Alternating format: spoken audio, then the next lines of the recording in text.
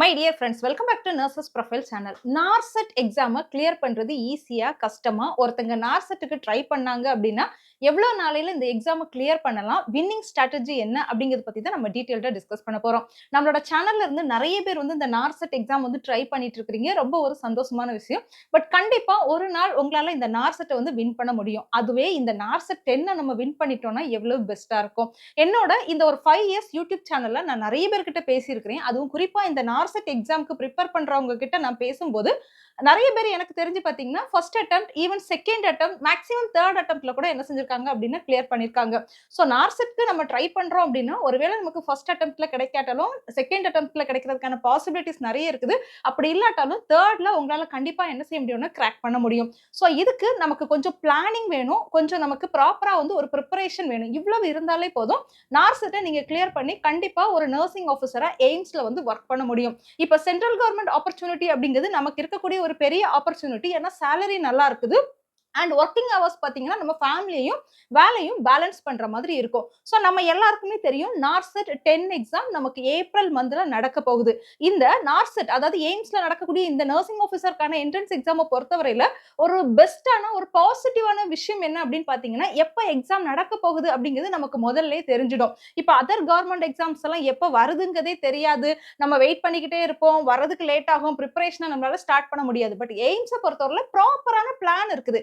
Every 6 month இந்த NORCET exam நடக்குது. So நீங்க ஒரு எக்ஸாம் மிஸ் பண்ணாலும் அடுத்த எக்ஸாம்ல என்ன செய்யலாம் அப்படின்னா கிளியர் பண்ணதுக்கு ட்ரை பண்ணலாம். ஸோ அந்த பேசிஸ்ல ஏப்ரல்ல நமக்கு நார்செட் 10 எக்ஸாம் நடக்குது. இந்த 10 எக்ஸாம்க்கு ப்ரிப்பேர் நீங்க பண்ணிக்கிட்டு இருக்கலாம். இல்லன்னா இதுவரைக்கும் இன்னும் ஸ்டார்ட் பண்ணாம கூட இருக்கலாம். பட் இதுல நான் சொல்லக்கூடிய இந்த ஒரு சில ஸ்ட்ராட்டஜிய நீங்க ஃபாலோ பண்ணாலே நார்செட் 10 உங்களால வந்து கிராக் பண்ண முடியும். ஃபர்ஸ்ட் திங், எக்ஸாம் பேட்டர்ன் பத்தி தெளிவா வந்து தெரிஞ்சுக்கோங்க. ஒவ்வொரு எக்ஸாம்க்கும் ஒவ்வொரு மாதிரி பேட்டர்ன் இருக்கும். பட் நமக்கு எய்ம்ஸ பொறுத்தவரையில 2 ஸ்டெப்பா இந்த எக்ஸாம் நடக்கும். ஒண்ணு வந்து பிரிலிம்ஸ்ன்னு சொல்லுவோம். இதுதான் ஸ்டேஜ் 1. இன்னொன்னு வந்து ஸ்டேஜ் 2 மெயின்ஸ்ன்னு சொல்லுவோம். பிரிலிம்ஸ பொறுத்தவரையில 80 மார்க்குக்கு உங்களுக்கு நர்சிங் ரிலேட்டடான கொஸ்டின்ஸ் கேட்டுட்டு 20 மார்க்குக்கு பார்த்தீங்கன்னா, நமக்கு ஜெனரலா உள்ள ஜெனரல் நாலேட்ஜ் அண்ட் ஆப்டிட்யூட் அதெல்லாம் கேட்பாங்க. இந்த பிரிலிம்ஸ யாரு வந்து கிளியர் பண்றாங்களோ அவங்க தான் மெயின்ஸ்க்கு எலிஜிபிள். மெயின்ஸ்ல பார்த்தீங்கன்னா 160 கொஸ்டின்ஸ் கேட்பாங்க. இந்த 160 கொஸ்டின்ஸுமே ஃபுல் அண்ட் ஃபுல் நர்சிங் டாபிக்ல இருந்து தான் கேட்பாங்க. ஸோ அந்த எக்ஸாம் பேட்டர்ன் என்ன அப்படிங்கிறத ஃபர்ஸ்ட் வந்து தெரிஞ்சுக்கோங்க. ஏன்னா நம்ம வந்து பிளைண்டா வந்து வெறும் நர்சிங் சப்ஜெக்ட் மட்டும் ப்ரிப்பேர் பண்ணிக்கிட்டு பிரிலிம்ஸ்ல நம்மளால கிளியர் பண்ண முடியலன்னா நம்மளால மெயின்ஸ்க்கு என்ன செய்ய முடியாதுன்னா வர முடியாது. ஸோ அந்த எக்ஸாம் பேட்டர்னை ப்ராப்பரா எல்லாருமே வந்து தெரிஞ்சுக்கோங்க. செகண்ட் திங், வெறும் எம்சிக்யூ மட்டும் படிக்காதீங்க. எம்சிக்யூ மட்டும் படிச்சீங்கன்னா நார்செட்டை வந்து கிளியர் பண்ண முடியாது. தரவு தியரி நாலேஜ் வேணும். தியரியும் நீங்க ஃபோக்கஸ் பண்ணணும். சேம் டைம்ஸ் எம்சிக்யூவும் ஃபோக்கஸ் பண்ணணும். ஸோ தியரிக்கும் நீங்க இம்பார்ட்டன்ஸ் குடுக்கணும். எம்சிக்யூக்கும் இம்பார்ட்டன்ஸ் குடுக்கணும். நம்மள நெறைய பேர் என்ன நெனைக்கிறோம் அப்டின்னா, தியரி வேண்டாம். காலேஜ்ல படிச்சாச்சு இல்லையா? அதோட தியரி இருக்கட்டும். இனி தேவையில்ல. பட் இதுக்கு முன்னாடி கேட்ட கொஸ்டின்ஸ் எம்சிக்யூஸ்லாம் நம்ம ரிவைஸ் பண்ணாலே போதும். கிளியர் பண்ணிடலாம் அப்படின்னு சொல்லி நம்ம நினைக்கிறோம். அப்படி கிடையாது. ஏன்னா காம்படிஷன் ஹெவியாக அவங்க கொஸ்டின் எடுக்கக்கூடிய அந்த டஃப்னஸ் வந்து கூடுது. ஸோ அந்த டஃப்னஸ் கூடுதுன்னா, நீங்க அதுல கிளெவரா ஆன்சர் பண்ணணும்னா, கண்டிப்பா உங்களுக்கு தியரி நாலேட்ஜ் இருக்கணும். அப்பதான் உங்களால என்ன செய்ய முடியும்னா, கரெக்ட்டா வந்து அந்த எக்ஸாம வந்து கிளியர் பண்ண முடியும். 3வது பிரிப்பரேஷன். எக்ஸாம்க்கு இன்னும் ஏப்ரல் வர டைம் இருக்குல்ல. நம்ம ஜனவரில இருந்து பிரிப்பரேஷன் ஸ்டார்ட் பண்ணுவோம். இல்லன்னா பிப்ரவரில இருந்து பிரிப்பரேஷன் ஸ்டார்ட் பண்ணுவோம்னு நினைச்சீங்கன்னா, இங்க ஒர்க் அவுட் ஆகாது. சோ நீங்க இன்னைக்கே இதுவரைக்கும் என்ன ஸ்டார்ட் பண்ணல அப்படின்னா, இன்னைக்கே இப்பவே இமிடியேட்டா உங்களோட பிரிப்பரேஷன வந்து ஸ்டார்ட் பண்ணுங்க. தென் ஒரு ப்ராப்பரா ஸ்டடி பிளான் என்ன செய்யுங்க அப்படின்னா மேக் பண்ணுங்க.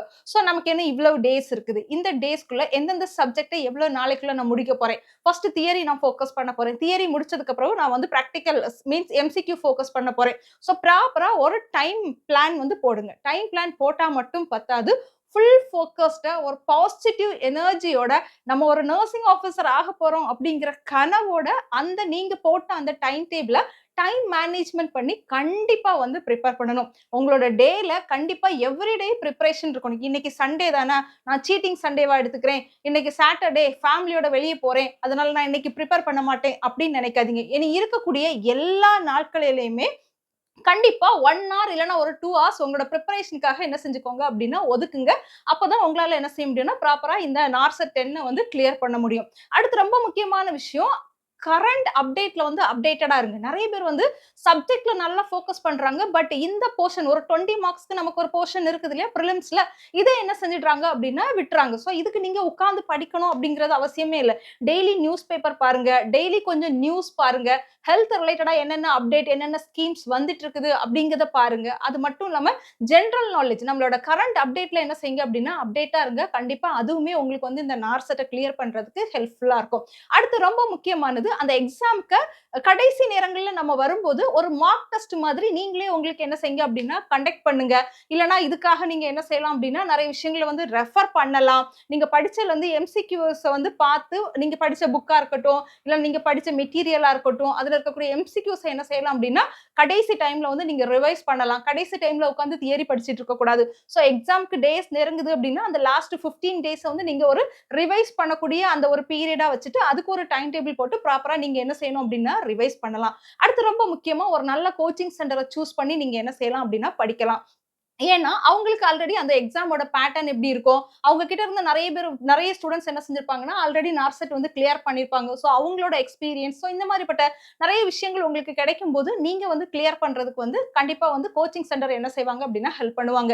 ஏன் கோச்சிங் சென்டர் இம்பார்ட்டன்ட் அப்படின்னு பார்த்தீங்கன்னா, இப்ப இருக்கக்கூடிய சிச்சுவேஷன், எல்லாருக்குமே இருக்கக்கூடிய அவேர்னஸ், எல்லாருக்குமே வந்து ஒரு நல்ல சேலரிக்கு ரீச் ஆகணும் அப்படிங்கக்கூடிய aim and number of participants அதிகமாக கொஸ்டினோட லெவல் வந்து டஃப் ஆகும். ஏன்னா, நமக்கு வந்து இப்போ ஒரு 5000 போஸ்ட் இருக்குதுன்னா, ஒரு 50,000 பேர் எக்ஸாம் எழுதுறாங்கன்னா, அதுல 5000 பேர்த்த அவங்க சூஸ் பண்ணணும் இல்லையா? சோ அதுக்கான அந்த டஃப் லெவல் என்ன செய்யும் அப்டின்னா அதிகமாகும். சோ இந்த மாரி டஃப் லெவல்லாம் அதிகமாகும்போது, நமக்கு ஒரு நல்ல ஒரு கைடன்ஸ் கிடைச்சுச்சுன்னா, நமக்கு அத பிரிப்பேர் பண்றது ரொம்ப ஈஸியா இருக்கும். அதுக்காக நீங்க என்ன செய்யலாம் அப்டின்னா, ஒரு பெஸ்ட்டான கோச்சிங் சென்டர வந்து சூஸ் பண்ணலாம். சோ நார்செட் 10க்கு நீங்க பிரிப்பேர் பண்ணிட்டு இருக்கீங்க அப்டின்னா, நம்மளோட மிட்டியர் அகாடமி உங்களோட one of the best choice அப்டின்னு நான் வந்து சொல்வேன். ஏன்னா, இவங்க ஆல் இண்டியா ரேங்க் பார்த்தீங்க அப்டின்னா, கன்டினியூஸா குடுத்துட்டே இருக்கிறாங்க. நெறைய ஸ்டூடண்ட்ஸ் இவங்க கிட்ட ஜாயின் பண்ணி படிச்சுக்கிட்டும் இருக்கிறாங்க.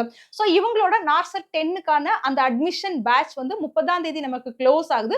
சோ உங்கள யாராவது நார்செட் 10க்கு ஜாயின் பண்ணணும் அப்படின்னு நினைச்சீங்கன்னா, கீழ தெரியிற நம்பருக்கு கான்டாக்ட் பண்ணி உங்க கிட்ட அட்மிஷன் வந்து பிளேஸ் பண்ணிக்கோங்க. அடுத்த முக்கியமான பாயிண்ட் வந்து கொஸ்டின் பேங்க் வந்து ரிவைஸ் பண்ணுங்க. ப்ரீவியஸ் இயர் கொஸ்டின் எப்படி கேட்டிருக்காங்க? இதுக்கு முன்னாடி நடந்த நார்செட்டோட கொஸ்டின்ஸ் எப்படி இருந்திருக்குது? அதுக்கு முன்னாடி வேற எக்ஸாம்லலாம் எந்த மாதிரி கொஸ்டின்ஸ் கேட்டிருக்காங்க? அப்படிங்கிற கொஸ்டின் பேங்க வந்து ரிவைஸ் பண்ணுங்க. அதுவுமே உங்களுக்கு வந்து ஹெல்ப்ஃபுல்லா இருக்கும். சோ ஃபுல் ஃபோக்கஸ்டா உங்களோட மைண்ட் ஃபுல்லா உங்களோட எனர்ஜி எல்லாமே வந்து நார்செட்காக நீங்க போட்டு பிரிப்பேர் பண்ணீங்கன்னா, கண்டிப்பா ஃபர்ஸ்ட் அட்டெம்ப்ட்ல கிளியர் பண்ணலாம். அப்படி மிஸ் ஆயிடுச்சு அப்படின்னா, செகண்ட் அட்டெம்ப்ட் இன்னும் உங்களுக்கு ஈஸியா இருக்கும். ஏன்னா, நீங்க ஒரு தடவ அட்டெம்ப்ட் பண்ணியிருப்பீங்க. அதுல உங்களுக்கு ஒரு ஐடியா கிடைச்சிருக்கும். சோ, செகண்ட்ல நீங்க வந்து கிளியர் பண்ணலாம். அப்படி இல்லன்னா, தேர்ட் அட்டெம்ப்ட்ல நீங்க கண்டிப்பா கிளியர் பண்ணிடலாம். சோ, தேர்ட் அட்டெம்ப்ட் ஆயிடுமான்னு நீங்க யோசிக்க வேண்டிய அவசியமே இல்ல. 1 1/2 வருஷம் தான் ஆகும். ஏன்னா, எவ்ரி 6 மந்த்ஸ் ஒன்ஸ் என்ன செய்றாங்க அப்படின்னா, நார்செட் வந்து கண்டக்ட் பண்றாங்க. சோ, மை டியர் ஃபிரெண்ட்ஸ் உங்களுக்கு நார்செட் 10 கிளியர் பண்றதுக்கு என்னோட வீடியோ உங்களுக்கு யூஸ்ஃபுல்லா இருந்துச்சு அப்படின்னா, வீடியோவ சப்ஸ்கிரைப் பண்ணிக்கோங்க. மறக்காம அந்த பெல் ஐகான ஆன் பண்ணி ஆல் அப்படிங்கிற ஆப்ஷன்ல வைங்க. வாட்ஸ்அப் சேனல், டெலிகிராம் சேனல்ல ஜாயின் பண்ணிக்கோங்க. Thank you.